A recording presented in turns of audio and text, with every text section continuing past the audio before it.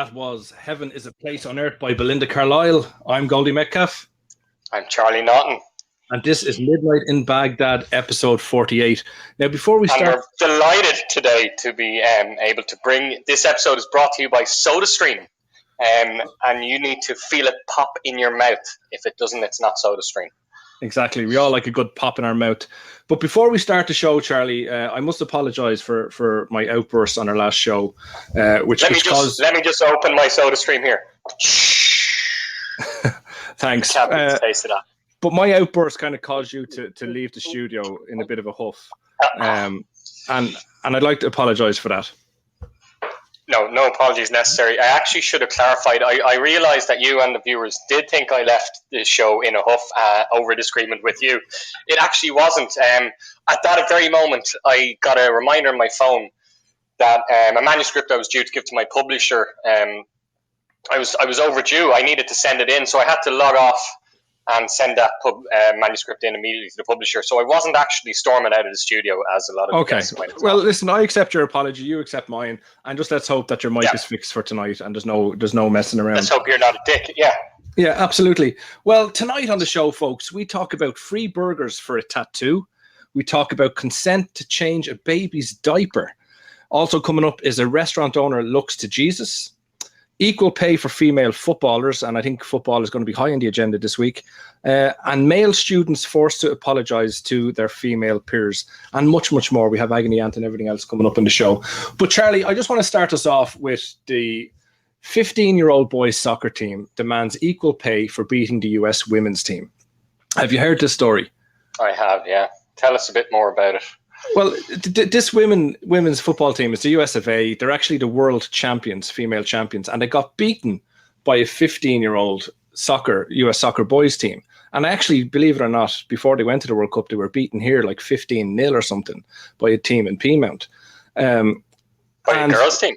No, a boys' team. An under 15s boys' team or something. Under 8, can you imagine? They beat them 15-0. And you know, they obviously went on to win the World Cup, and it was an amazing achievement and that for them.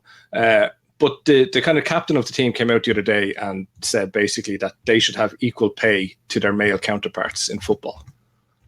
Now, what do you make of that? I can see where this is a woman who's identifying as a woman, yeah? This is a woman who identifies as a woman, yeah. Okay. So I can see where she's coming from. It's a gender issue, isn't it? That she's doing the same job in her eyes as her male counterpart. Yeah. And therefore she should get the same amount of money. But I think it is kind of ridiculous to demand that, isn't it? If she isn't in the same league, you know, if she doesn't have the same talent, shall we say, as me. Yeah. And that's exactly what I'm kind of getting at. Do you know what I mean? Like they definitely should get equal pay, but equal pay for what you give. Do you know what I mean? Like there's the male professional footballers are making clubs and businesses and people billions of dollars and euros, whatever currency you want to use. Like, whereas, you know, the female, while it's great to have a female league, they're just not bringing in that same business, are they? So it's more of a business case than a whole gender thing. So yeah, you get equal pay, but you're only going to get equal pay on what you deserve. Do you know what I mean? But is there a way to rectify this then, Goldie? I mean, it's never going to change. The population around the world are going to want to watch. When we talk about the World Cup, when we talk about the Irish football team, we automatically mean the men's World Cup and the men's Irish soccer team. Yeah, of course. So how do we go about changing? Do we need to force change through somehow? We can't force people to sit and watch, you know, a football match, I know. But there must be some kind of, you know, well, I don't think you need positive discrimination. I don't think you need to force change. I think you need to let change do its thing. Like, change doesn't happen overnight. You know what I mean? People need to get accustomed to it. And I think how you do that is you promote, you know, the women of sport. You incentivize it. Do you know what I mean? You make it more attractive for people to actually play football, and you open up opportunities where more females can play football and get the skills. Because let's be honest about it, we don't like it now because it's kind of shit, isn't it? Like it's the standard is not anywhere near what we as would expect to see on TV. Yeah, I don't know if you sent me this, and that's not a reflection on the female. But that's not a reflection on a female's ability. It's just that we haven't invested in females, and it's only you're at the very much of it at its infancy. So I think it just needs to take time, and maybe these are the discussions we should be having to create that awareness of it. Do you know what I mean? Are there any sports that you think females are actually better than men, or that are more enjoyable to watch? Like volleyball. That's like in Police Academy, is it, when they play volleyball? Yeah. The camera keeps closing in on the women and they're trying to push up. No, for real though, do you think there's one? I can't netball. PTR is saying there. Yeah, possibly netball. Like you'd like to hockey. You know, a lot of females will play a lot of hockey. But then obviously the alternative for men is ice hockey. So I suppose they have kind of niche. I think men play hockey as well, Goldie. They do, yeah, but I think, I suppose they do actually, don't they? But it's kind of more, I think so, yeah, associated with women. Men, yeah. No, but like it is kind of. I just think we need to invest in women's sport, and it will naturally. Us personally, I think us as a society, us as a people, need to do it. Do you know what I mean? Yeah. You know, if you want more females participating in sport, well, then you're going to have to encourage it and normalize it. But you're not going to get paid any more than what you deserve and what you're bringing in. The problem I'd imagine with what you're saying is, if we're talking about governments investing, presumably governments invest equally the same amount of money in male and female teams. They must do. Like there's, they'd never get away with investing most of money into developing male. But they don't. You look at the budget for the male national team, Irish team, and the female Irish team. Like, they didn't have dressing rooms, or there wasn't a big scandal there at the last World Cup or tournament they were in, that they basically had nothing, no showers or something. Do you know what I mean? They didn't even get the same standard because the budgets weren't there. So it's definitely not invested in at an elite level. No way. And how would you feel if the government decided, right, 50-50, the FAI spends 50% of its funds on females, female soccer, and 50% on... Well, I don't want to say 50-50. I think you need to look at what the needs are. Do you know what I mean? You don't just split it 50-50. Like, what do we need to develop this? Do you know what I mean? Because you obviously have to maintain the current sport as well and the interest. Because if that isn't maintained, you've no hope of keeping, promoting women's football or women's sports. So it's definitely a balancing act. But I think we just, in time, we're going to get used to it, and it will be a lot more competitive. At the moment, you see videos of female football on TikTok, and they're all falling over each other. The standard is poor, but that will improve over time. Do you know what? I often think if our male soccer team continues the way it is, and the female soccer team enjoys, a minor run of success or whatever, that could be the change. Yeah, absolutely. It's going to take. Last year, we were all talking about the Irish women's hockey team because they made it to, I think, the semi-final or quarterfinals of the World Cup. Yeah, and like you were probably like me, I was thinking I didn't even realize we had a kind of a national female. Yeah, exactly, and it's just starting to come into the psyche now. We have Peter Cleary here typing in. We do, and we talk about women's football and we talk about male football, but when it comes to sport, and you kind of touched on it earlier on in relation to gender, there's definitely a gender issue in the sense of women identifying as men and men identifying as women, and what category should they compete in? It's a difficult one, isn't it? Because on one hand, you want to be equal. You want to say, yeah, if you want to identify as a woman, you can, as a man, born a man, can go play on a women's team. And we're saying that's okay because we're trying to be nice and be equal. But at the same time, it's actually ruining the competition, isn't it? I'd agree. And I think then as well, you've also said, like, identifying as a woman. So how far, like, do you actually have to have transformed? So let's say you're born a man. Do you have to fully transform? Well, these are the questions. I don't know what the official rules your male are. Body and just simply, you know the way you can change your passport to female. You don't actually need any more an operation, shall we say. You don't even have to try to look female. Yeah. Even for me to say someone should look female, that is now viewed as a sexist. Obviously, Yeah, but even to say that though, you can't actually say, oh, you have to, in order to compete as a man in traditionally a woman's sport, you have to have gone through the operation or whatever, because then that's not fair against people who don't want to do that or don't feel the need, because there's obviously people who identify as different things. So I think you either let them in on merit or you don't. Do you know what I mean? If they decide that this is what they want to do. But it's definitely like some sports are obviously resisting it, others are embracing it. We saw the weightlifting championships there recently. A male, born a male turned a woman, kind of won it, and it kind of raised all these questions. But that is scandalous, isn't it? It's because it's not sporting, is it? But then is it wrong to say that? Do you know? Is it wrong to say that it's wrong? Do you know what I mean? Like, is that our old-fashioned values thinking that it's wrong? Like, but I think you have to draw the line somewhere, and I'm of two opinions with it. It could be so easily exploited. Like you or I could decide, right, I'm never going to make the male soccer team. I'm going to identify as a female, and now, imagine. And then if you say it goes purely on merit, well, you get 11 decent footballers who are male. It'll just be what it would get them to identify as female. But it would be it would be actually just a male team then in the traditional sense, So yeah, it's a tough one to deal with, and the only way I can see it happening is, one, we just let everyone play. Like, why do we have to have a women's team? Why can't we not just have a team? Do you know what I mean? And if you're good enough to get onto the team, you're good enough to get onto the team. It doesn't matter what your gender is. Now, that's obviously naturally speaking, is going to exclude potentially a lot of females because they just won't be at that level yet. But it's equal, isn't it? You can't get any more equal. Do you know? Yeah, but then won't they probably be crying that it's unfair because males, let's be honest, have a physical advantage over women. So they'll complain about that then as well. And we'd be back to square one. I know. And I don't mean that they'll complain about it. Obviously, I think they'd be right to complain about that. Yeah. So if you're basically advocating that we should keep it a male and female sport categories. I think so, yeah. Okay. Now, so let me take this to you. If it's acceptable to separate them, is it equally acceptable to actually create a third one for people who are transgender and have a transgender sporting events and teams? Is that wrong to say that?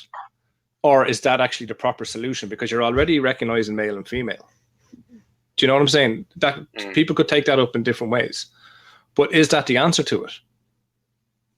I can certainly see what you're saying becoming an issue down the track, won't it? Like, where do you put these people? How Yeah, but we have to go one way or the other. I think we can't keep doing what we're doing. Something has to change. Well, it could happen on an individual basis. I mean, I always get confused when I hear that the Irish rugby team is actually Northern Ireland and Ireland. So it could be left to each sporting group or whatever to decide, right, are we going to have a transgender category, should we say, create a third team? It should be, but it could be resisted in some places and not in others. And then if an organization didn't have it, then would they be frowned upon? Do you know what I mean? It's a tough one. PTR there says Rachel Blackmore laughs at your argument, lads. I don't know. Rachel is obviously the jockey who did extremely well at Cheltenham there, and more recently in Punchestown or Aintree. I don't know if she identifies as. I'm afraid to assume it's a woman, but I would assume would be my natural instincts. But yeah, she's done very well. Yeah, but you would, because it's actually wouldn't it? Like in horse racing, it doesn't matter whether the jockey is a male or female. Am I right? No, so in the Grand National, you can have any gender. Yeah. So in that level, then surely women have the advantage. Are they being more? Because they're lighter. Because they're lighter, they're smaller. The horse barely knows they're there. Do you know what I mean? So yeah, I think they may have an advantage in horse riding, but that's obviously only something that so wasn't she the first to win the Gold Cup or something? But she was, or was she the first? She's basically the first female to do something, and the last one before her, or the last shows one before, how little you pay attention to it. No, but before that, who was the first female astronaut? Couldn't tell you. Okay. Yeah, but you know what I mean? Like, I think it's been 50 years or something since the last female jockey did something of note or whatever. Really? There was something about that, yeah. But it just shows you that it takes time for these females and to be in the sport and to learn the sport and to be allowed to participate. Do you know what I mean? Yeah. But that kind of brings me to the other point, and we talk about the women's team looking for more money and things like that. But the men's teams are kind of doing that as well, and it's probably more so the clubs than anything else. And that's all. This is all erupted this week with the Super League. Have you heard about the Super League? I heard about it a bit there yesterday and today. Yeah.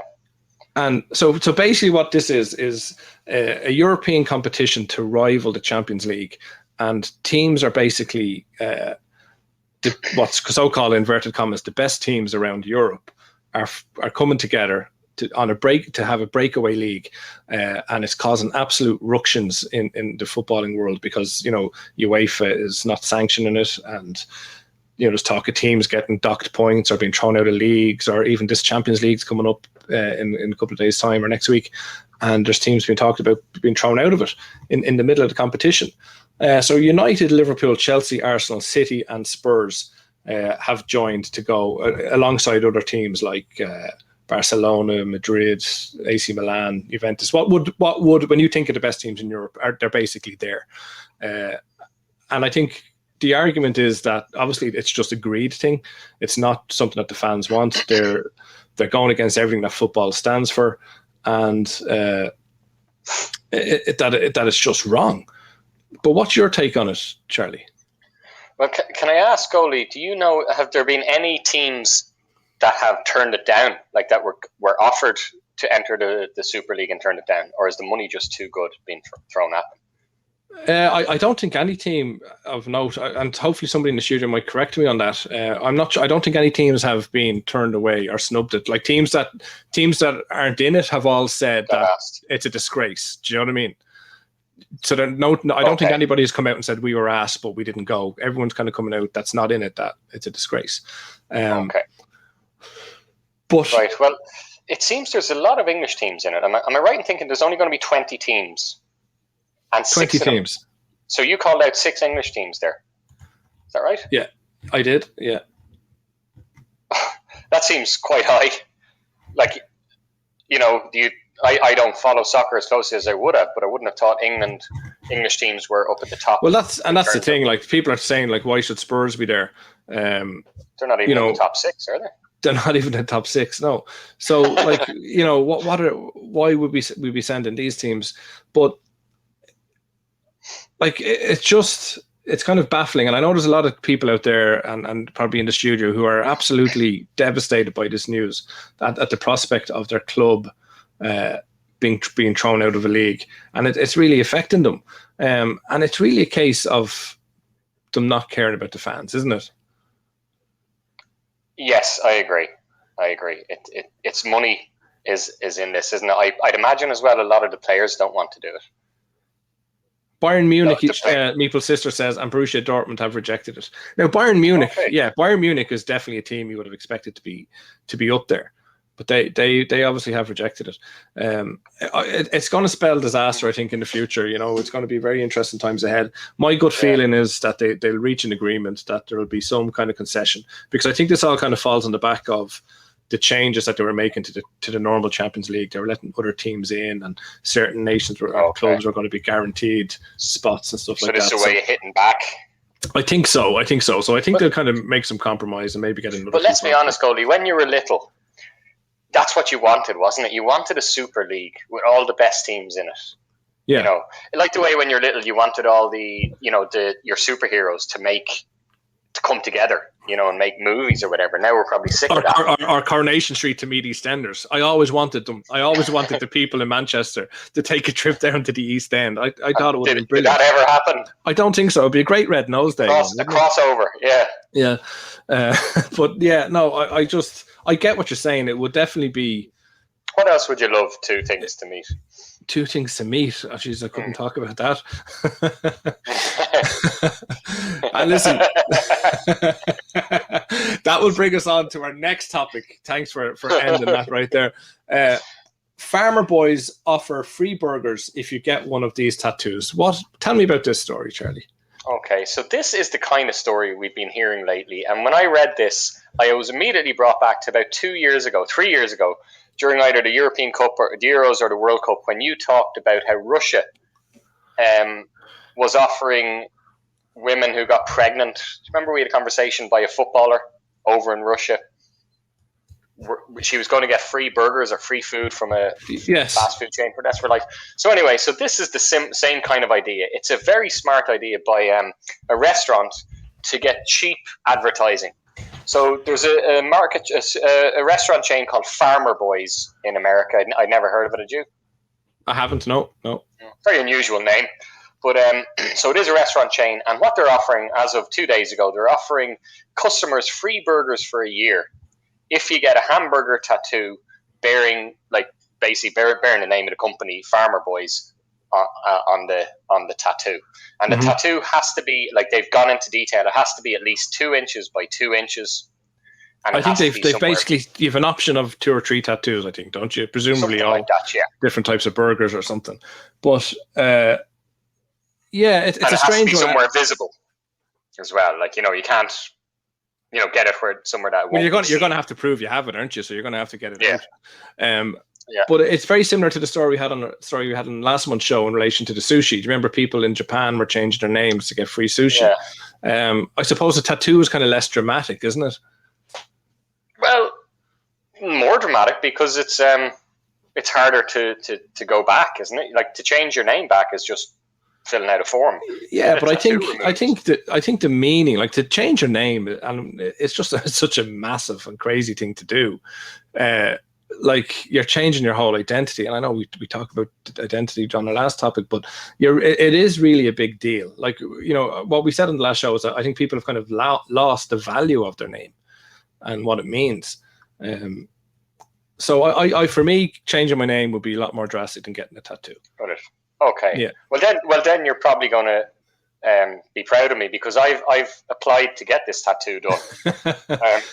And then Brilliant. Too late, I realized it's only for a year. You only get free burgers for a year. So you'd want to be pretty, like, burgers. It's not really a good deal, isn't it? You'd want to really like burgers. You'd want to have to accept that you're going to be very unhealthy if you want to get your money's worth.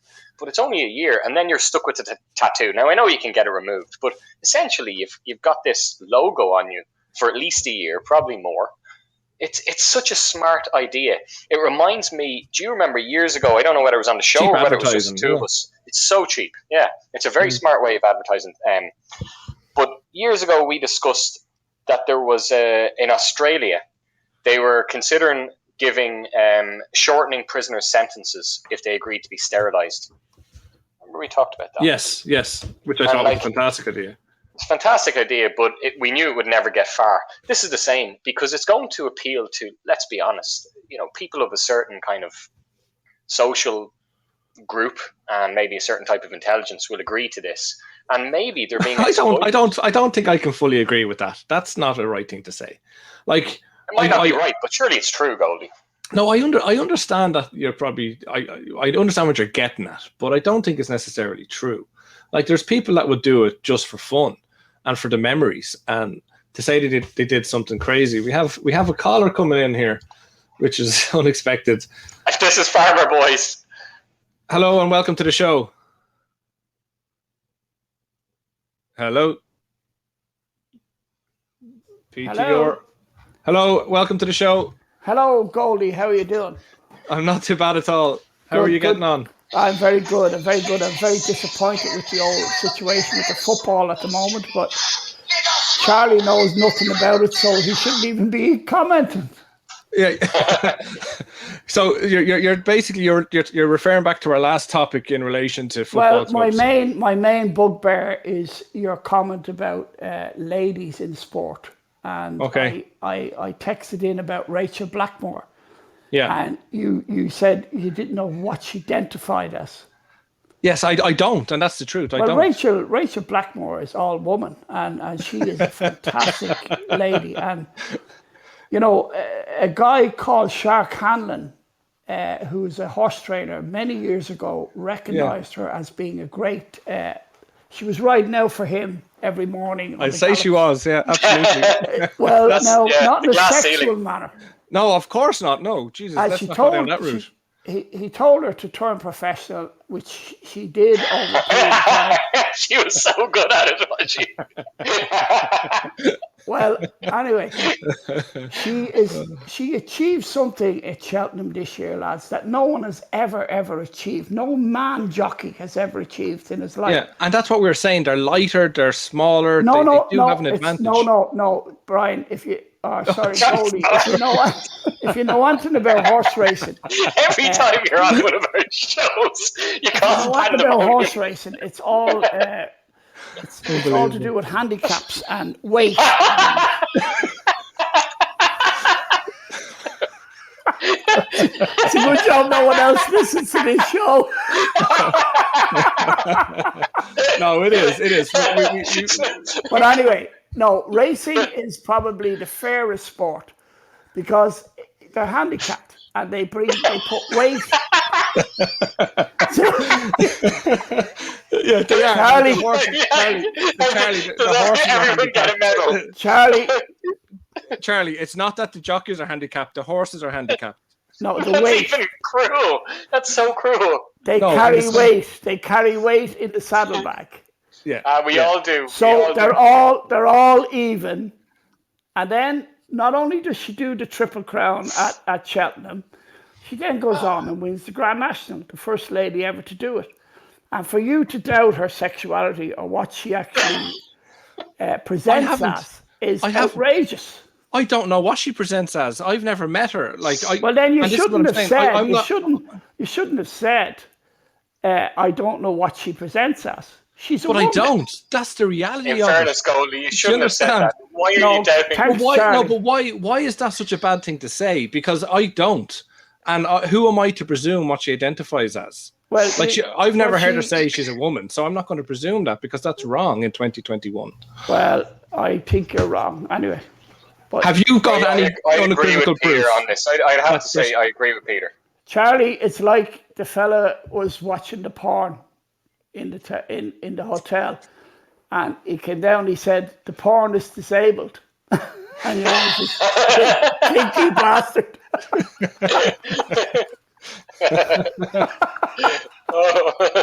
Absolutely fantastic. I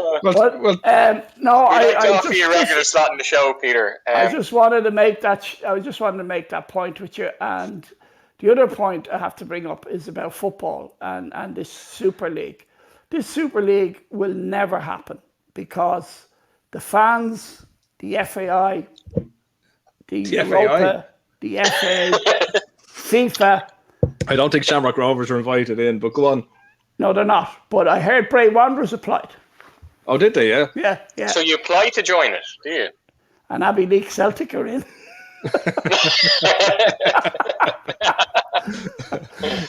No, but actually, I honestly are any of the Scottish teams in it? Are Celtic in it? No, Glasgow Celtic. No. They would be in with the Irish Football League. No, I've followed Man City for 54 years, and I love the club. I love everything they stand for. And what's interesting is that we didn't really find that out about you until they actually start doing well again. No, I'm sorry, Brian.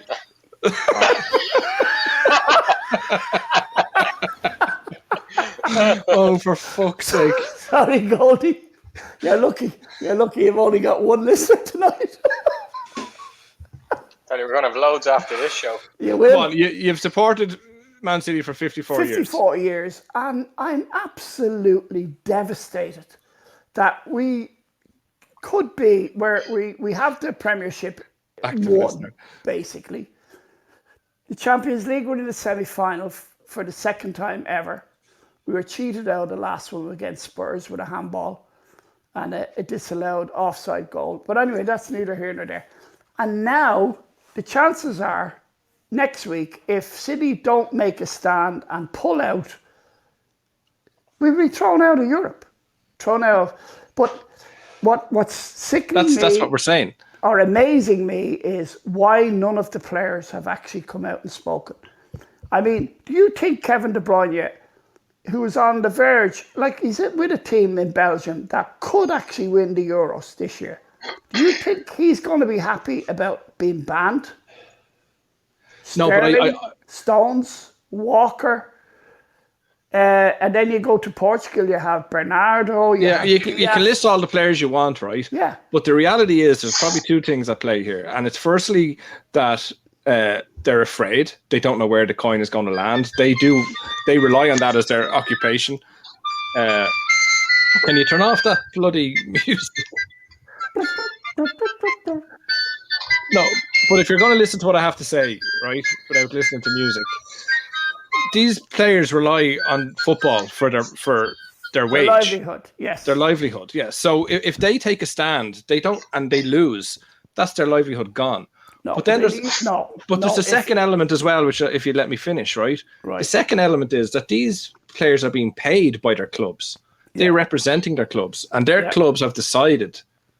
The people who pay their wages have decided that they're going into this league. So they have to, despite their own personal feelings, row in and support the club. Well, they don't have to. I think if every player and if the PFA has to have a say on this, and if every player got together and said, right, guys, we're not doing this. Where would they be?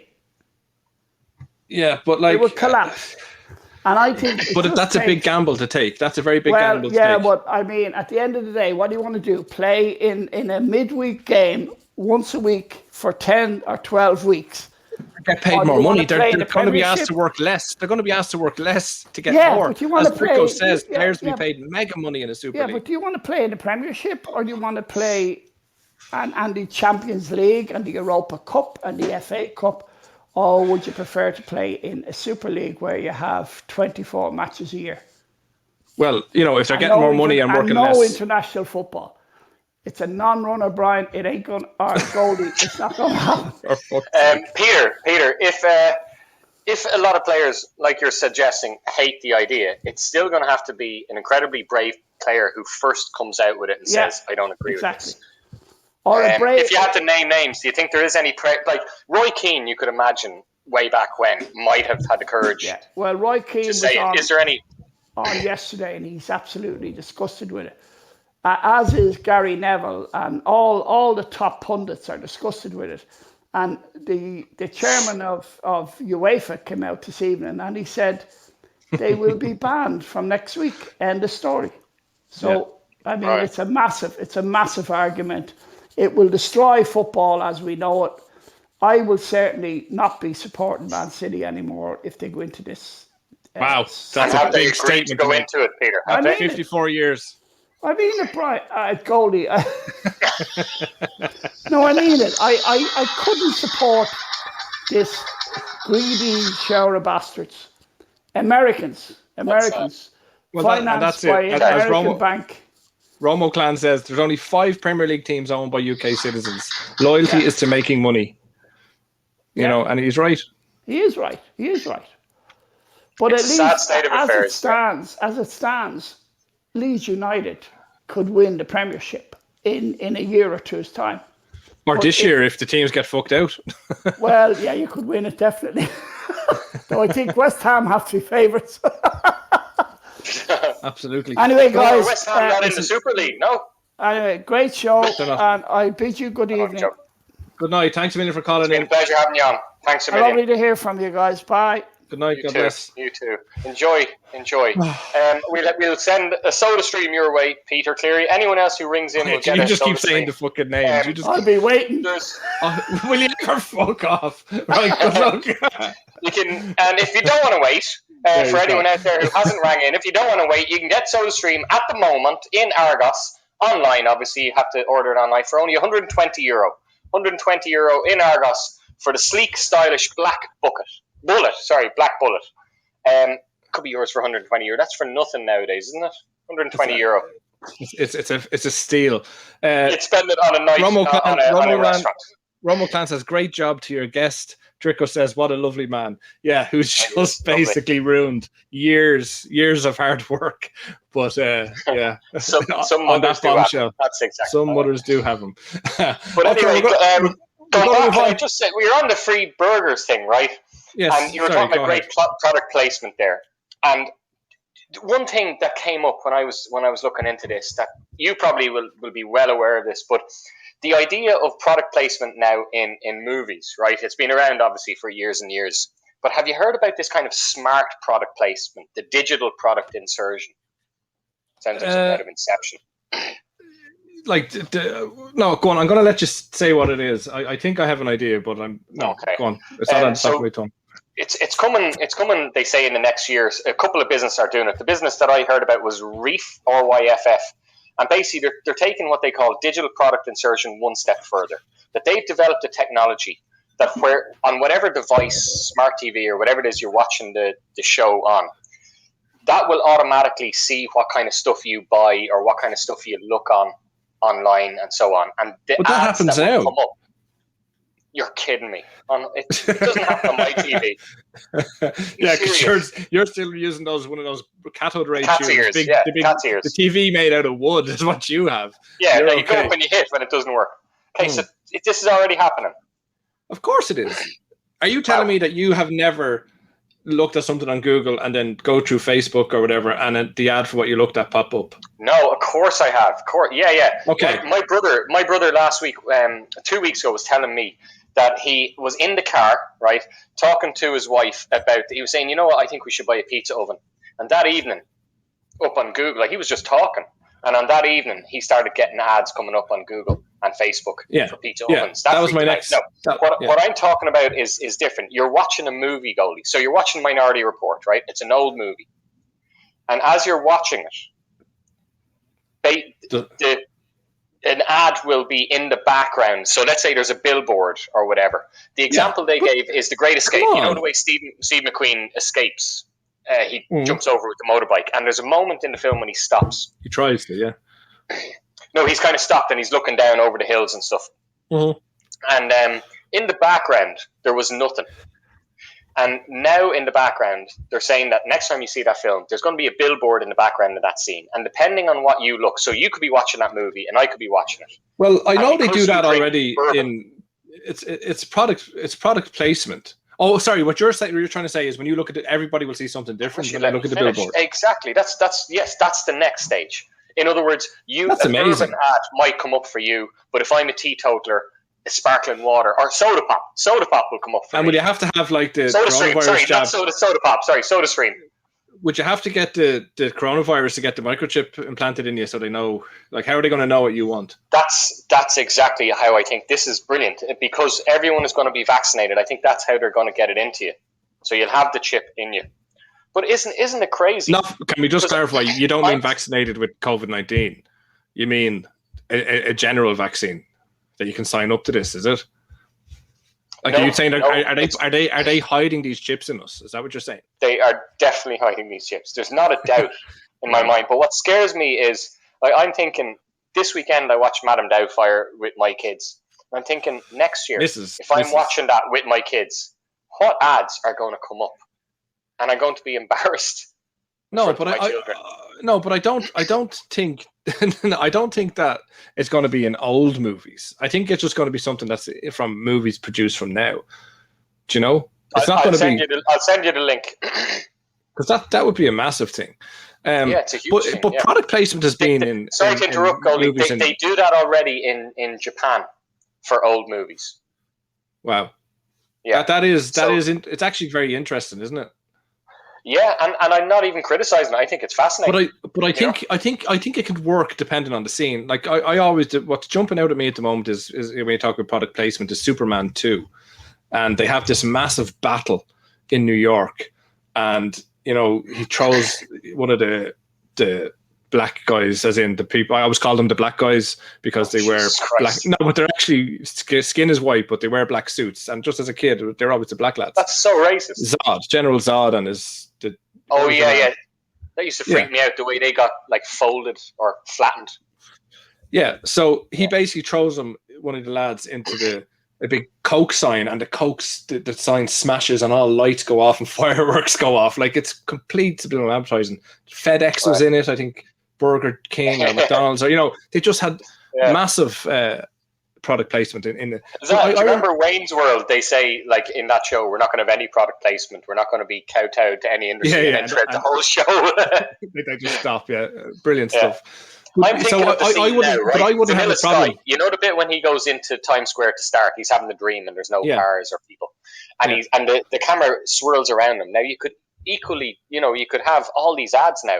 Like Peter Cleary there says, Fair City. Well, don't they advertise Spar in Fair City? They do. Or used to. Yeah. So, I'd say it was probably RT that started this for the first time ever, beginning the trend. But do you think it's scary, or do you think this is...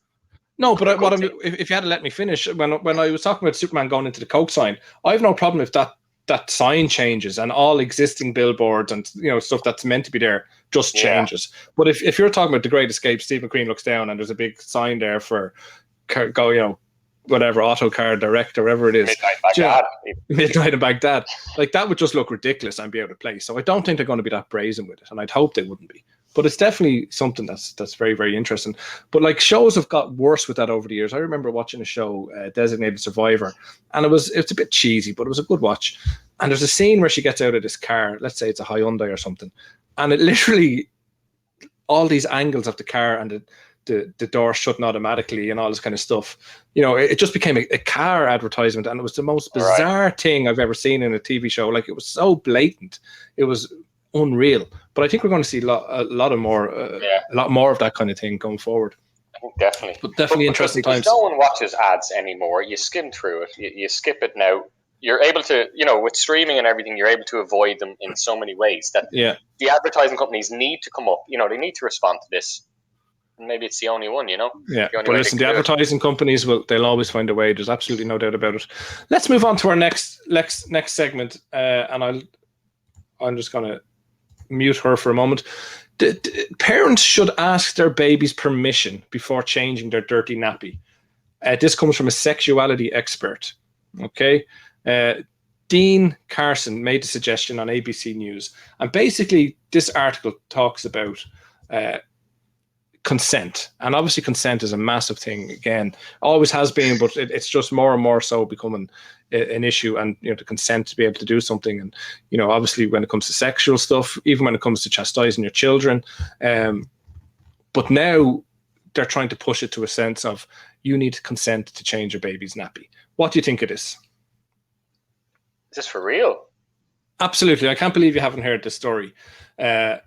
It's literally saying that you need to teach this child at a young age that nobody has the right to do something to you or to touch you or to invade your privacy.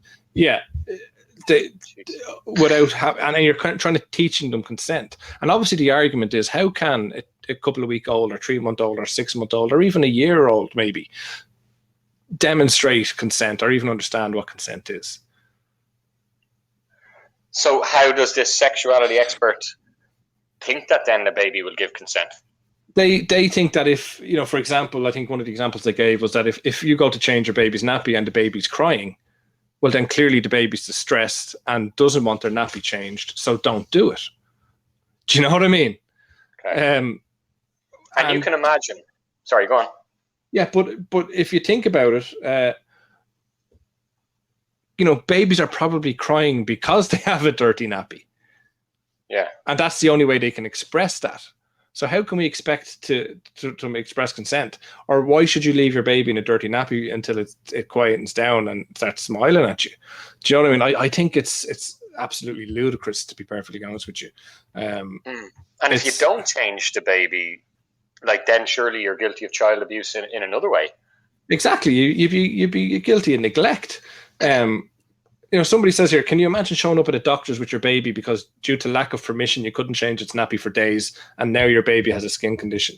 You would absolutely be prosecuted, or certainly have child services onto you if you're producing kids to doctors like that. Yeah. Can you take a step back there and tell me what is a sexuality expert? A sexuality expert, I suppose, is it's probably something new. Do you know what I mean? That's just come about. What makes them an expert? I don't know. Maybe they have a degree in psychology and they've researched sexuality. I really don't know the answer to that, because I would imagine PTR says Charlie, you're a sexuality expert. But maybe you are. As a non-practicing homosexual, yeah. Maybe you are. All these sexuality experts seem to have short, crazy coloured hair, if you ask me. I'm looking at a picture of this I'm guessing this person identifies as a she, her. Again, I wouldn't presume. Okay. Why do they feel that they have to talk to a sexuality expert about babies? Well, I don't think they have. I think this sexuality expert has come out saying this. I don't think anybody consulted her. I think this is just something that she came out with, and it's obviously caused. She got a lot of airtime because of it, though. She did, and like, there's a very good film called The Bridge Too Far. I don't know if it is a film. I think it is a film, but it is a bit of a bridge too far with this. I think definitely consent, and but for God's sake, look after your child. Are we going to need to ask our children's permission to brush their teeth? Everything then becomes permission. Exactly. You didn't ask my permission to be on this show. Like, I'm going to put up text, but basically you have ring in now. Are you guilty? Like, should I get a sexuality expert to talk to me? And maybe there's been abuse here for some time? Well, that's it. Maybe, and the things we do now will always be looked upon in the future and in a different light. So, I think there has to be a little bit of understanding there too at the same time. But like that, where do you draw the line? Don't brush your teeth without them being happy. Don't send them to bed. Don't eat. Whatever it is, eat what you want. You have to draw a line with it. But it kind of brings us nicely into our next story. Goldie, did you hear of the chap who was trying to sue his parents? I think it was an issue we were going to discuss in the last show, and we never got around to it. There's a guy who sued his parents for being born. Yes. Like, and he didn't ask to be brought into the world. He didn't ask to be brought into the world, yeah. Yeah, but you weren't there to ask, and this is where reality has to kick in. Suing somebody for bringing into the world, and it can be a shitty world to come into, but and as I said this on many times on my show before, life is a fucking bitch. Like, life is just hardship after hardship after hardship, but in between those little hardships, there's moments of joy and exhilaration and whatever pleasure you want to name it. There's bits in there that just make it a little bit worthwhile, and we keep striving on and moving on. So it's just the way it is. Yeah. But that does bring me on to my next point, Charlie. Okay. So a schoolboy lashes his school for making the boys stand in front of the girls during assembly and apologize for rapes committed by their gender. And I know this is a big topic tonight, folks, but we like to keep things somewhat consistent. Can you imagine getting children from a school, bring them out to the yard, you separate the boys from the girls, okay? And I have an issue with that, so please make sure I come back to it.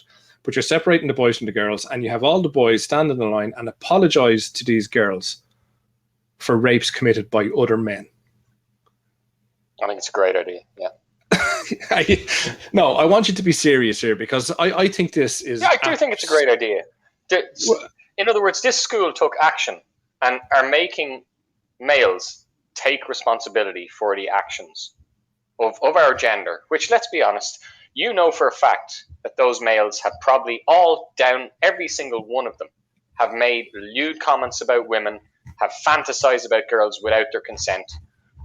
They might not actually... You're opening up a massive can of worms here. Like this, you're supposed to be on my side here. Like, okay, first of all, right? I need a pen because you've annoyed me so much. First of all, right? It's okay to it's okay to fantasize. It's okay to think. We can't start being judged by how we feel. We definitely have to be judged on how we act. But if I want to fantasize about whatever I want to fantasize about, and even if it is probably wrong or whatever it might be, if I don't act it out, well, then surely I can't be punished for it. So they definitely shouldn't be apologizing for being teenagers. Do you know what I mean? For discovering women and dealing with their hormones and all this kind of stuff. Absolutely not. It's an absolute disgrace. Do you think it's okay for boys to watch pornography? It's actually funny because we can talk about that in a moment. But you see, I'm sure you as a kid watched pornography. We can talk about that in a moment. It's like you're giving me permission. No, because I'm leading the show. It's my show. You've opened up a few tangents here, but I'm sure you as a kid watched porn. No, that's a lie. Actually, probably it's not with you. It would make a lot of sense. But I did. I've never raped a woman, so yeah. So you're not experienced. I am, right? Jesus, you've No, got that. no, but I have experience with watching porn as a child, is what I mean. All right. Like, you know, what school kid didn't watch Eurotrash on a Friday night to get a glimpse of a boob and then go into school and talk about it on the Monday, or didn't go looking for their father's porn magazines, or didn't look for videotapes on the top of the kitchen press? Do you know what I mean? And found stuff. I magically did find stuff. So I don't know, is that still, I don't know if that's a reflection on the parenting or whatever. But, you know, I think a lot of kids had access to that kind of stuff. And do you think it objectifies women? No. I understand that people, you know, well, first of all, the point I'm trying to get to is that porn that we watched or would have been exposed to back in the day is very different to what's available now and readily available now. So in my generation, did it harm or affect me? I don't think so. Like, I'm into some crazy shit, but I don't know if that's just because of who I am or because of what I've seen as a kid. I don't know, but I don't think whatever I am is a bad thing. So yeah, that's fine. But I understand that porn now for kids is so much more. Like, I wish it was that good when I was a kid. You know, like, in a way, like, it's unbelievable stuff that you can get access to. And that's probably given kids a very false sense of what, you know, sex is and what to expect when you're making love to somebody, because it's not everything you see in video. Well, most videos anyway. I can't help but think you're actually agreeing with me here or proving my point, Goldie. I'm not getting what your angle is on this. Well, what, are you telling me that kids should be able to watch it? No.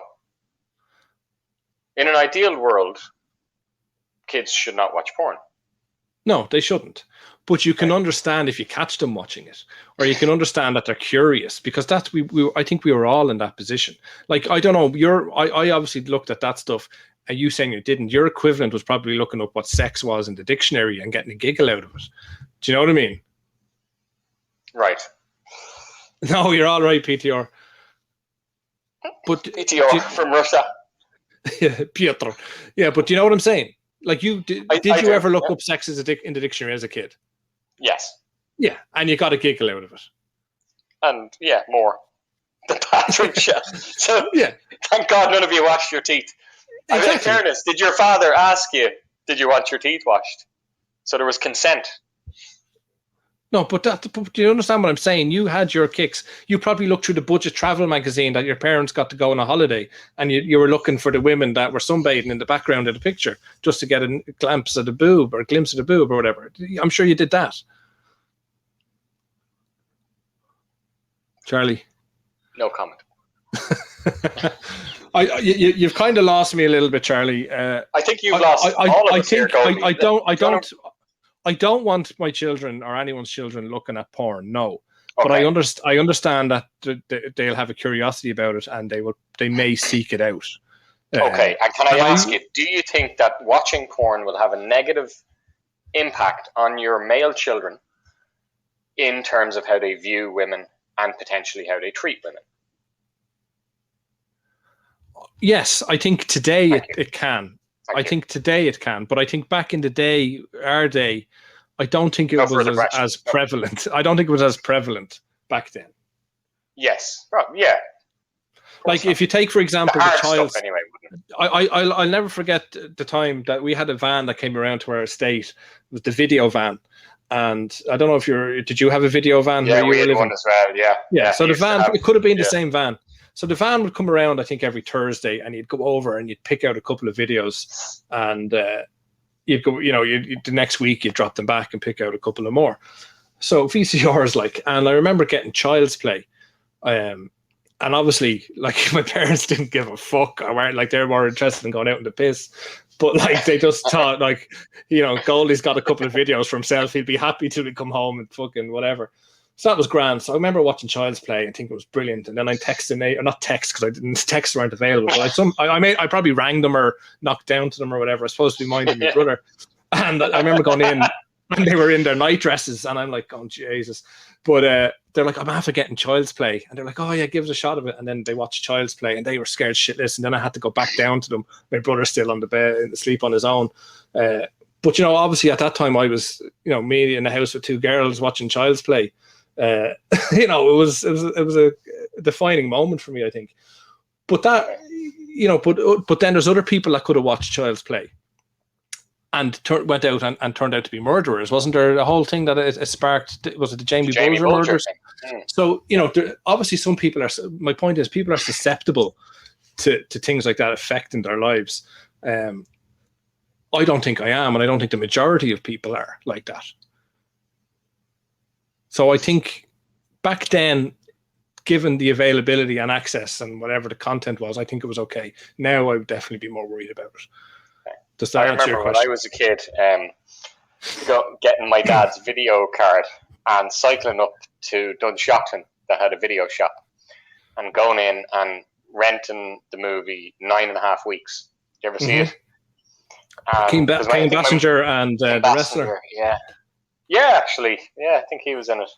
I would have probably been more into Kim Basinger watching it. I wouldn't be paying attention. I was just fast forwarding to the bits. But my parents were going away for the weekend or something, so I had this video all lined up and loved it for the weekend. And then cycled up. It was during the summer. Cycled up the next, Monday or whatever. Dropped it back to the video shop. Thought, perfect. Got away with that. Yeah. And then the video shop rang my dad, saying, "You've returned a couple of movies here, but you haven't returned 9.5 weeks. Must be still in your video recorder. If you can just drop it in next time." And you can imagine your father thinking, like your man in the shop thinking, his dad's a dirty bollocks. Oh, yeah. But go on, what happened? I probably could imagine. Well, my dad asked me, because I'm looking at it now. I can imagine I could have probably blagged my way out of it. I could have convinced my dad he'd actually probably borrowed the video. But of course, he asked me, and I was like, "Oh yeah, I'm sorry." I was mortified. And then, every time I met my dad for the next few days, it was really awkward. If we were ever in the kitchen together and there was no one else, because you've both jerked off to the same video, probably, yeah. You both know, Yeah, I'd say my dad definitely watched it before he dropped it back. Anyway, of course he did. But dirty fucker. But there was no harm, and we all did that. And that's what I'm saying. I think our own kids will probably start seeking it out. And I suppose the question then, if we can go into another time. Sorry, first of all, what I wanted to say was, when they brought these kids out into school to apologize, they separated them into boys and into girls. But isn't that in itself wrong? Because they're assuming then who the boys are and who the girls are. It's kind of a contradiction in my view. Right. Okay. I see what you're saying. Yeah. Did they ask before they separated them which group do you want to stand in? Do you know what I mean? Mm. So they should have, shouldn't they? Yeah. So while on the face of it, it's this massive positive thing that turned sour, it's actually from the very beginning was just completely ridiculous, a completely uninformed fucking idea. Do you know what I mean? Yes. But what I wanted to follow on with then is talking about kind of your own experiences with kids at the moment. And, when kids start asking you about sex, and, they're like... I knew you were going to bring this up. You can't bring up personal shit on the show. No, I'm not. I'm bringing up my own personal stuff, or experiences. Right. At what age do you, I remember... my sex education obviously was finding all these things around the house, and then eventually I remember my father coming into the room, and he gave me this little booklet, and I read it, and then I fucking hid it behind the fucking chest of drawers because I was so embarrassed. Do you know what I mean? I wanted to know what was in it, but then I was like, no, I'm not ever having this discussion. What age were you? I probably 11, maybe 10 or 11. I think, I don't know. And did you know? Before you got that book, did you know how it worked? I had a very good idea. I remember, and I think I told the story before in the show, I remember I getting the school bus home, and I was walking down the street with the lads, and I think, did somebody say that the vagina was underneath, in between the legs, not where the pubic hair would be. And, I'd always visualized that as a kid, the hair was the vagina, do you know what I mean? That's what was, that's what we looked at, because we only had access to that. We didn't have access to people spreading their lips and stuff like you do now. So I always thought that, and I remember thinking, when you get an erection, your penis goes upwards. So how could you possibly put it in You'd have to pull it down. Do you know what I mean? To put it in. I never realized that the vagina was actually underneath. So that was definitely an awakening for me. So I think kids definitely know stuff, but they just don't know exactly what, they know what they've all kind of got together in the schoolyard and put together and, kind of got it half right. But at what age should we be telling them what it actually is? You're asking me. I'm asking you, yeah. Well, I think the minute your kid asks you, I think they deserve an honest answer. Yeah, and I kind of knew you'd say that. Sanitized or not, Yeah, but like, would you would kind of you'd make it simple, would you? You wouldn't go into lots of details. Yeah. Like my kids haven't asked me yet that question, so. Yeah, no, because it's funny because only this week or in the last week, my little fella he won't ask me, but he asked his mother. Like he'll come down, like he'll go to bed. He'll go to bed and he'll come down and he'll be like, "Oh, what are you watching?" And she'll say whatever. He goes, "Oh, is there sex in that?" Right? like just out of the blue, and the missus would be like, well, no, like she'd be real awkward and stuff. Do you know what I mean? And like how, like, because he's so blasé with her relation. And she goes, "What sex?" Why does he ask that? But he goes, "What sex?" And she goes, "Oh, it's just kissing and stuff." He goes, "No, it's more than that." Do you know what I mean? And then she was just mortified. Okay. So, you know what I mean? So your partner isn't comfortable with him at that age finding out about sex. No. So then I kind of broached it with him, and I kind of sussed him out because I wanted to get a handle on whether he was able for it or not. And I said, "I'll tell you if you want me to tell you, whatever." But he was like, "No, don't." And so I don't know, right? So yeah, because I think when faced with it, he didn't. But I wasn't sure whether he was able for it either. So there was probably an argument there to just tell him anyway. But this fella wants to call in again. But I decided to I suppose it's a consent issue, isn't it? I'll let this fella in for a minute. Do you think he was coming down then just to make your partner awkward? Is that why he was doing it? Maybe. He could be a little bit cheeky. You're back with us there for a moment, are you? I am. I'm back. I just want to... it's on its way, Peter. We haven't sent it yet. Yeah, well... SodaStream. I'll tell you something. The kids are so excited that they're going to have an unrelenting supply of cola.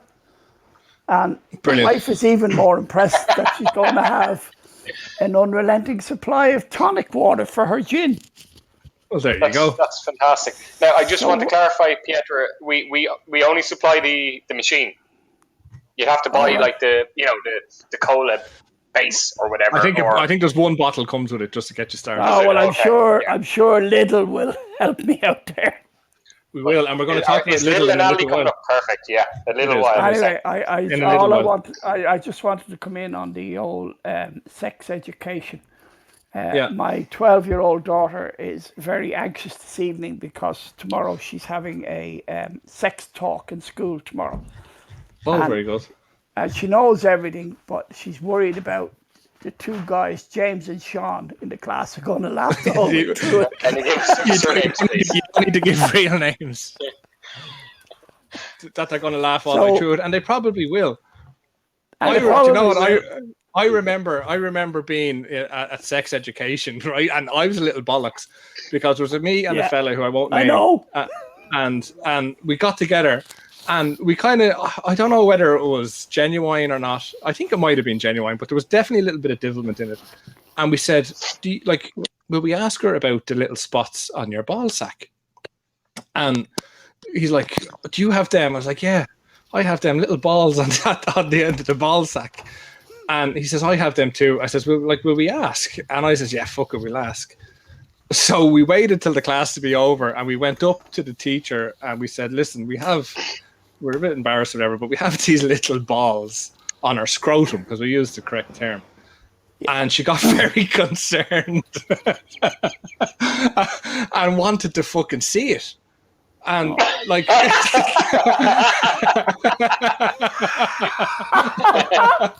man, you could be in for good compensation here. No, but but there was a whole thing about getting the principal down and all this stuff, and I don't know whether a doctor was involved, whatever. But like, we were really embarrassed. Yeah, and was she calling your bluff? Did she think you were joking? In hindsight, that's what I'm thinking. I'm thinking it was just, she wanted to see were we just two little bollockses taking the mick, and I think there was a little bit of both spots on them. Yeah. But it turned out. Did she not recommend? Did she not recommend Cortapin? No. I think you would have heard about it if that was the case. But if you've asked one of your parents, they might have said, "Here's a tube of Cortapin. Rub it on every day. There you go. And all the spots will disappear." What's Cortapin, Peter? It's a cortisone-based cream that you can buy over the counter, and it cures everything from pimples on your balls, spots on your dick. What's it called again? Cortapin. Oh, for fuck's sake. This is like an advertisement. He's writing this down. Talk about product placement. Cortapin. Yeah, well, there you go. We're going to have to hit Cortapin up. But no, I was only probably 10 or 11 at the time, so I wasn't offered that. But I don't recall whether we actually showed it or not. At that stage. That's true. Was there actually a problem? But what I turned out, I do know what it was, and I can't remember whether I was told on the day or what happened. But it was basically the follicles for your hair that was growing. Like goose pimples, is it? Yeah, kind of. Yeah, that's kind of what it was. It's nothing like an old follicle. You can't beat a follicle. You can't beat an old follicle with a hair growing out of it. Oh my God! Know. Right, go on. Listen, it was great talking to you. Are you trying to get rid of me? Are you talking to me? Yeah, go on. We have to move on with the show. We appreciate you, John. No, I might have something to say about the next subject. Go on. Leave him on. Okay, we'll leave you on there, but let's move on to the next part of the show. Okay. So we talk about Lidl there in the last couple of minutes. Charlie, you wanted to talk to me about a Marks and Spencer taking legal action against Aldi. Yes. Long overdue, surely. So we all know Aldi, and Lidl aren't far behind, but Aldi especially, the way they rip off brand names. So, you'll go into Aldi and you'll get Wheat Bisques instead of Weetabix, or you'll get Seal was always my favorite instead of Penguin, because it doesn't sound like it, but they just couldn't give a fuck by that stage. So they basically take the idea, they take the color scheme, the packaging, they barely change the name, and then they pass it off as their own. So they've been doing this for years, obviously. But finally, they're being taken to court over it. So Marks and Spencer's, like you say, are taking Aldi to court over Colin the Caterpillar. So have you ever had Colin the Caterpillar cake? No, I think I have. I have to say, my wife was there last week and she bought a whole bunch of banana bands. Banana bands? Banana bab. Yeah. What's that? Bananas. But they changed it round.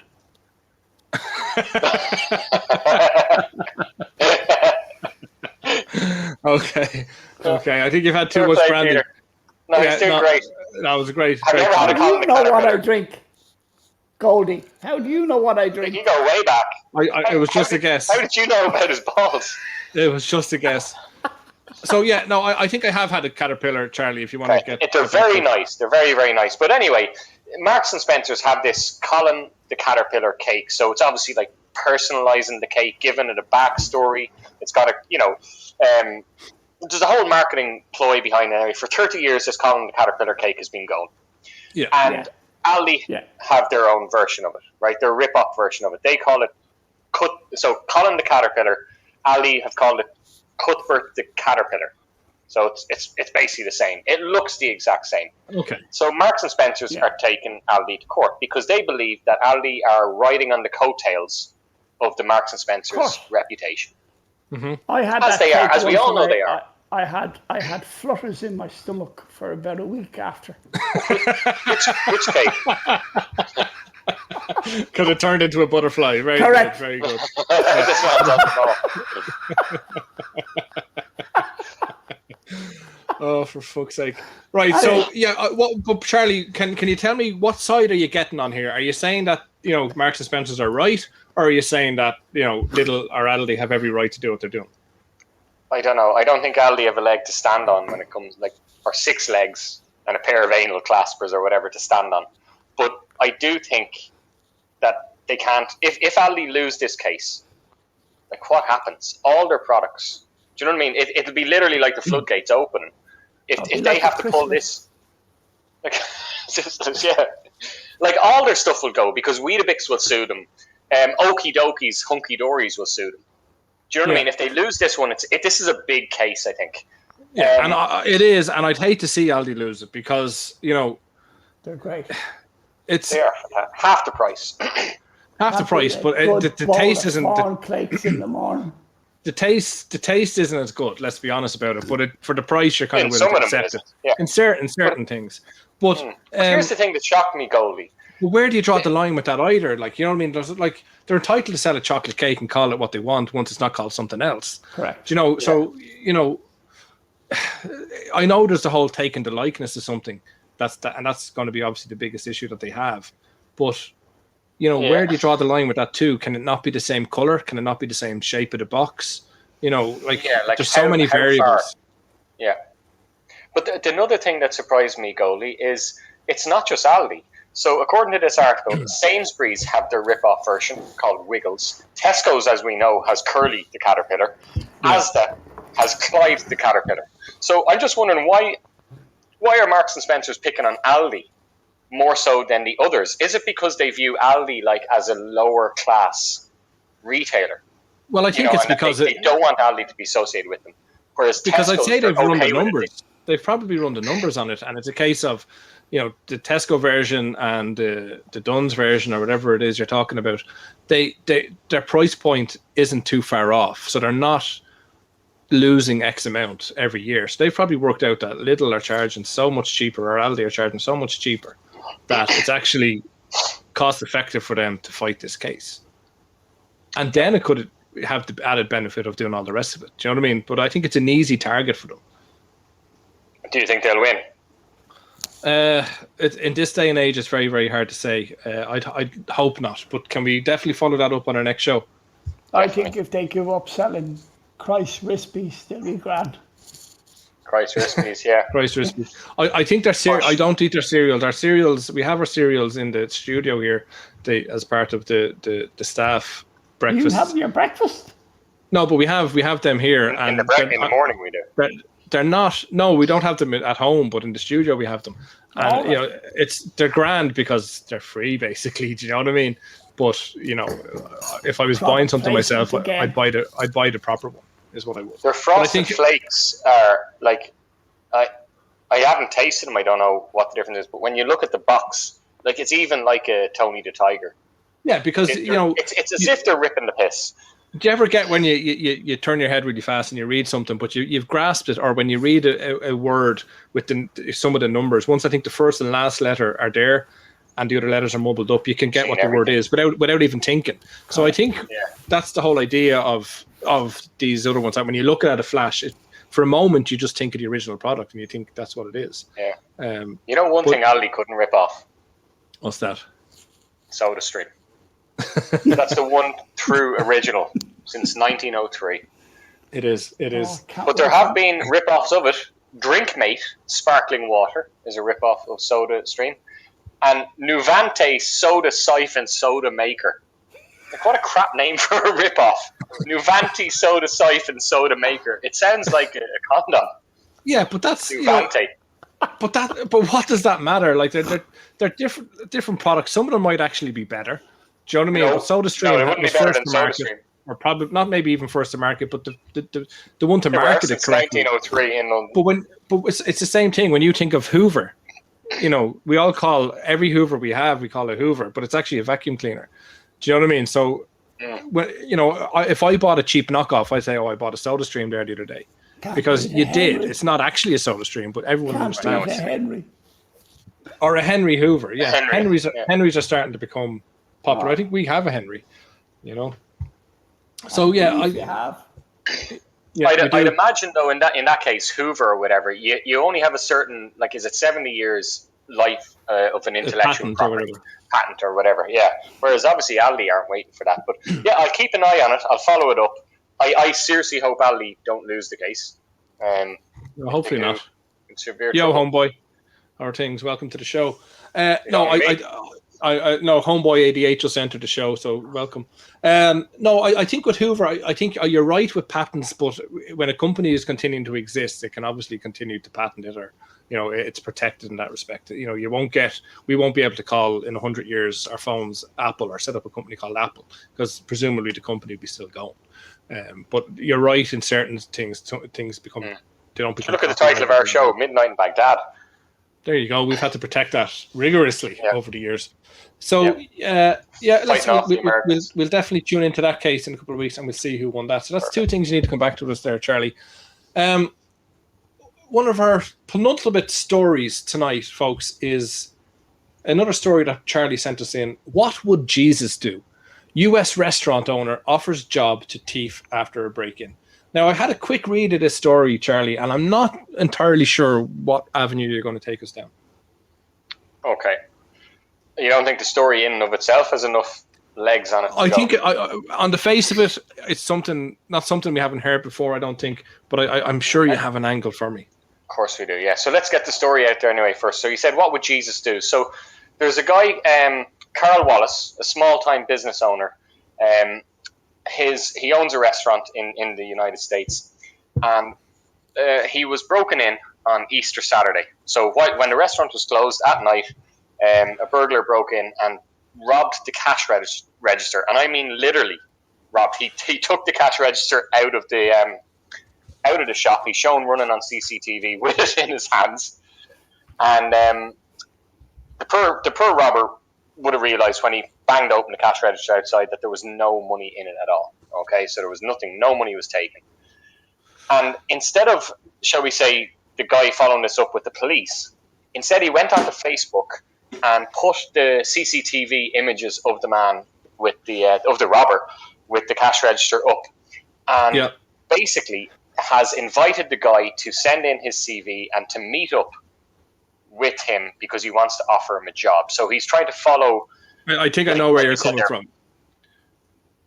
So basically offering, what would Jesus do? Jesus would give him a second chance, like the prostitutes, like the cripples, and so on. Yeah, but I think your angle might be here that what person in their right mind would turn up or send us a CV and reveal their identity for fear of being prosecuted or lifted exactly. or whatever, Aren't you going to automatically think this is a sting operation? This is a setup. Yeah. I guess you would, but is this person naive doing this? Realistically, we have Homeboy calling in. We'll let Homeboy connect. Well, you've got a guy who's robbing a cash register when the shop is actually closed. But he's obviously doing that makes no sense. He's obviously doing it for a reason. Homeboy, how are things? Hey, what's up, guys? This reminds me of back when people used to steal cable, right? Yeah. They used to, way back when. I mean, people do it on their Fire Stick now. It's no big deal. But way back when, people used to steal cable, and what the cable company did was they offered a free T-shirt to people, and those idiots that were stealing cable went to go collect it, but they didn't have the channels right. They weren't paying for it, so they got busted that way. Brilliant. That's so genius. Stupid criminals. Well, criminals are stupid by nature, aren't they? So I guess this guy putting that advertisement out there, it was actually probably not a bad. It was worth a shot, wasn't it? It's worth a shot. Well, the criminal hasn't replied. Oh, sorry, you're talking to Homeboy now. No, but the criminal hasn't replied at all.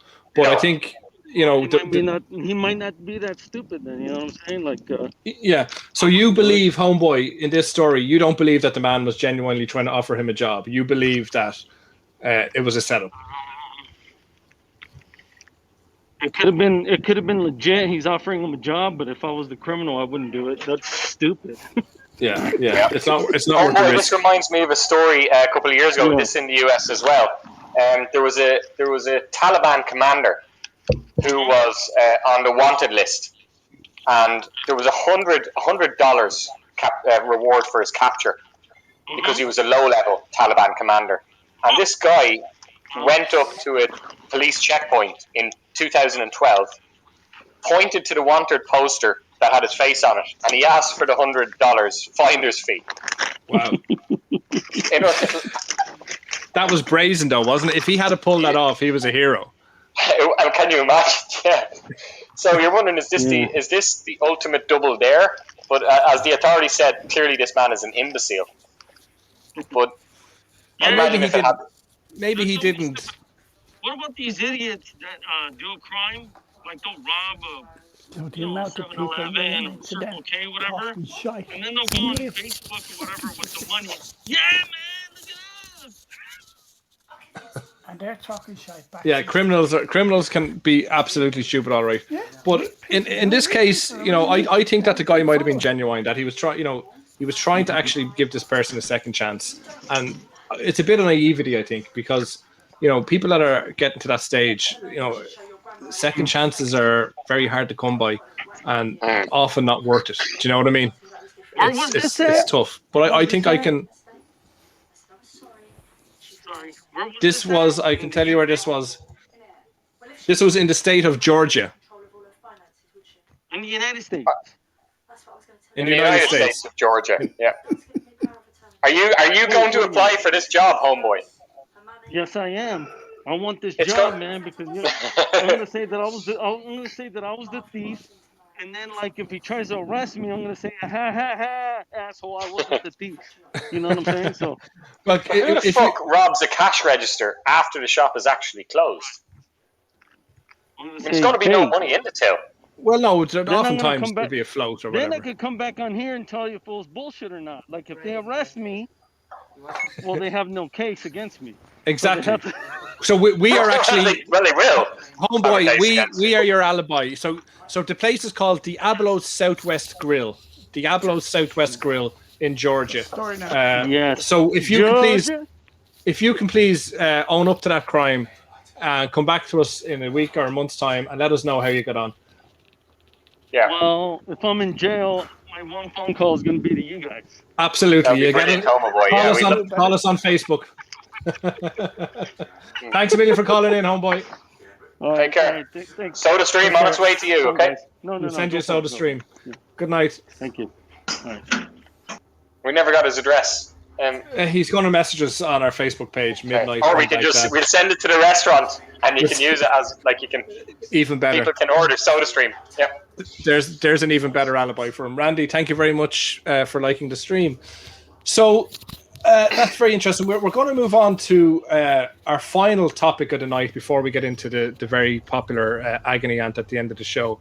But Lockhart sent us this story today, and it's Lockhart's birthday. So very happy birthday to you, Lockhart, long-time listener and contributor to the show. But he sent us this story, and we don't want to go into the racing too much. But BLM, Black Lives Matter protesters rally for victim, leave after learning he was white. Did you hear about this story at all? Are you talking to me, Goldie? I'm talking to you, Charlie. I just read it when Lockhart sent it, and I don't really get it, to be honest. So basically what's after happening here is you're obviously aware of the multiple shootings. The Black Lives Matter movement. The Black Lives Movement Matter and the cops shooting black people and how it's become such a major issue in the last year or so. So basically this Black Lives Matter heard about a shooting where a person was shot after trying to do a carjacking. They rallied themselves to go protest. Okay, and some people accused them that they were only doing it so they could loot and riot as well.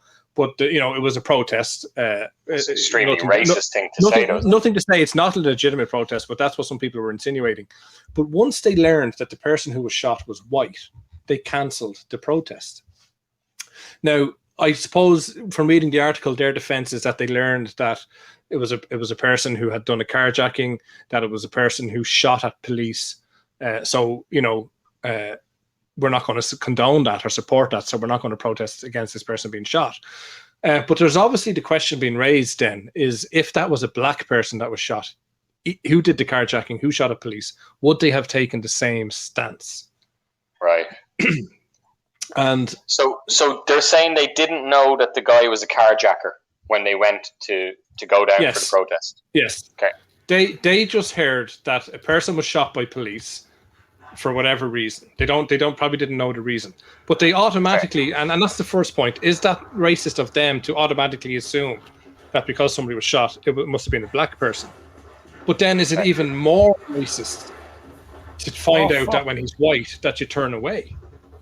Okay. Do you know what I mean? Yeah. I think in both cases, those black people were racist. Yeah. Like, they would have probably gained more respect and more traction for actually protesting it, because, Black Lives Matter is all about equality and ending racism and things like that. But they have to do that for everyone. Is it though, Goldie? Is it? Because there was moves, wasn't there, to kind of make White Lives Matter a movement as well, and it was shot down, like, not to use your pun, but it didn't get any traction. It didn't go anywhere. And at the end of the day, the movement you're talking about is Black Lives Matter. Even the name of it. So you're saying that they're justified in not turning up because that's not their goal as such? Yeah, it's not their target audience, shall we say, to be crude about it.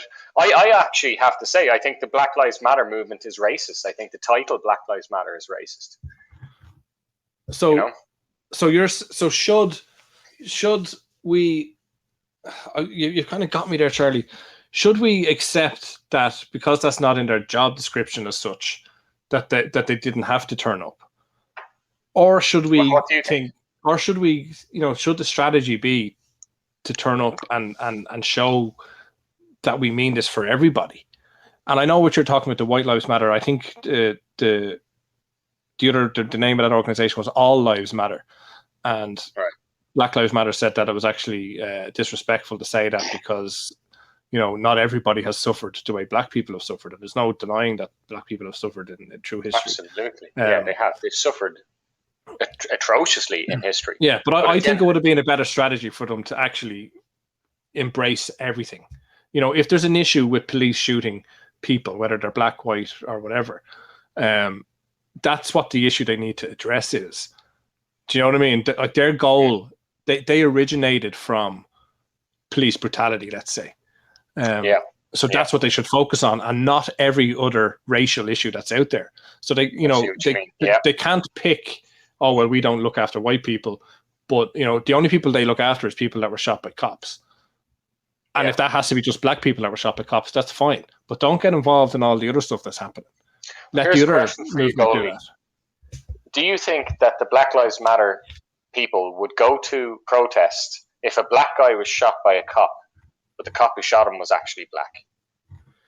Yes, that happens all the time. Does it? The Black Lives Matter go to that, to protest on that. Absolutely. And this is my point, because it's not just against the racial thing. It's about, it's the whole way police handle things. But there's also, I don't know how to articulate this really very well, but there's a whole thing about, black people who become cops are, there's a stigma attached to it, that they're not that they betrayed to black people or like that. I'm not trying to say that, but it's, they've been institutionalized, maybe is probably the best way to describe it.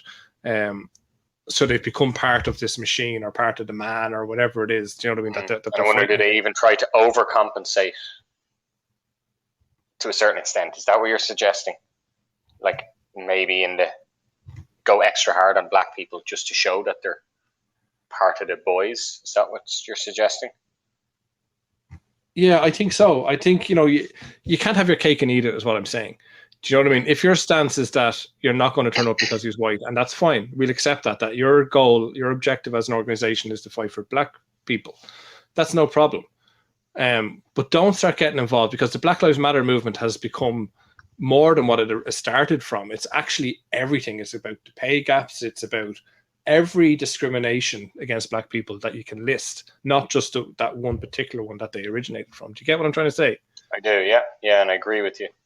Homeboy, what's going on with the trial right now? I'm not entirely sure. There was mention of it there during the week, but I don't want to say, because I don't recall correctly, but the trial is ongoing at the moment. Peter says, all the Jews that died in World War II were white. Did anyone give a fuck? Yeah, people did. People were outraged by it. And Steven Spielberg's made movies about it. I mean, it's definitely got attention for sure. Peter, are you 100% sure that all the Jews that died were white? Like, I don't know if that's true. I'd hazard a guess that there was one has ethnic, to be who at the very least identified as black. Well, that's another day's work, isn't it? Yeah. But yeah, most definitely, I'd say there was definitely people there that were of different ethnic origins, shall we say? But yeah, I just feel that the Black Lives Matter movement needs to focus on what it needs to focus on, and not it should let another organization deal with all the other discriminatory issues, because they're not helping themselves by not being consistent. Is what I'm trying to say. I get you. There we go. Charlie, no controversy there. There's no controversy there. It's very hard to get an argument out of you tonight. Charlie, we're going to move on to the most popular section of our show right now, and it is, oh, I'm in agony. And so this is the part of the show where one of the people who've written into us in the past month asks Goldie for some advice. What's this month's letter, Charlie? It's a tragic one, Goldie. It's an absolutely tragic one, and I don't know how you're going to be able to help this poor man, but I'll call it out anyway. And what's his name? Dear Goldie. It's actually Peter, believe it or not. I'm guessing It's not our listener, Peter. I would hope not. I hope not. So, dear Goldie, 3 years ago I was unfortunately involved in a car accident where I was severely injured, dislocating my shoulder and suffering some nerve damage in my ankle. I also unfortunately hit and killed a young child. Okay. Sorry, it's emotional. It's hard to read. At the court case, excuse me, sorry. I'm very sorry. Very sorry. At the court case, I took full responsibility, and I apologized to the child's mother, and I've since attempted to make reparations to her ever since. I took my punishment and tried to put it behind me. Over the next 3 years, I met the mother many times, and she finally came round to accepting my apology. We've even become good friends.